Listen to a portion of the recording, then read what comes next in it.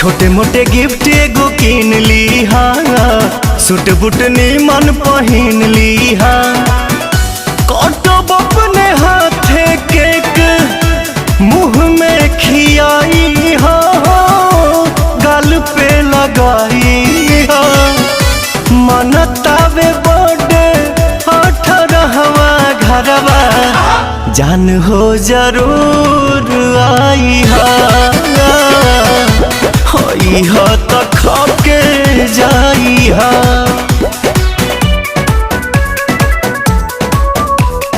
खाके जाई हा।